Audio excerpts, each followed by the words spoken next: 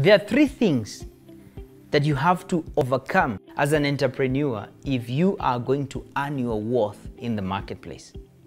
This is the first one: the influence of your former boss.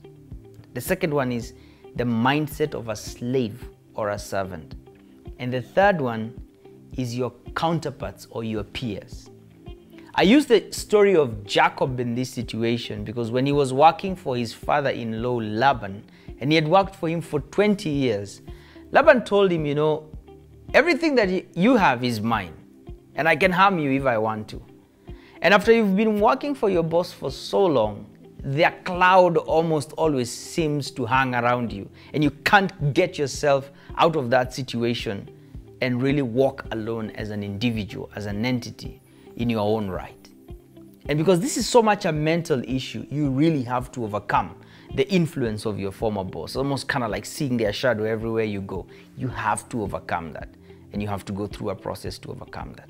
The second thing you have to overcome are your counterparts and your peers. These are people who've always known you from the day you were there. They probably have told you, you can't make an entrepreneur, you can't run your own business. This is how you do things here. And their voices almost are always there in those low moments. They're like, my goodness, I'm going to validate all the things that they said because this is how I'm doing my things. And if you're going to earn your worth in the marketplace, again, you have to break from these shackles of your counterparts. You have to really break off from these shackles of your counterparts. The third is the mindset of a slave or the mindset of a servant. When you've been working for someone, you've been used to being given commands and being told this is what you need to do. A few people really rise above the pack and kind of run their own show even when they are in an employment setup. But when you've stepped out, there's no one watching you, there's no one asking you, there's no one commanding anything out of you. But you have to really step out of that place of, I was a servant, I was a slave, I was working for this person, and now I'm my own boss.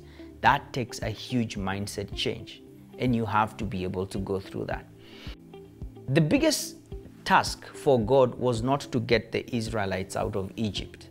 Rather, it was for him to get Egypt out of the Israelites. That took a huge amount of time.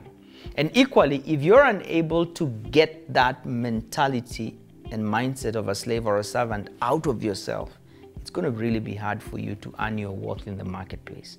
Earning your worth demands that you have clarity and mastery of your skill and the value that you bring to the market. And you're able to stand confidently, yes, appreciating the years of development and the shoulders of the giants that you're standing on, but being able to walk at the table and negotiate your deal as an equal partner in the conversation, and not as a slave, and not from a point of, oh, my counterparts would hear this and what would they say, and not from, wow, what would my boss say in this situation.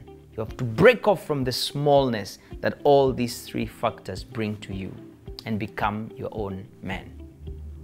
That's how to earn your worth in the marketplace.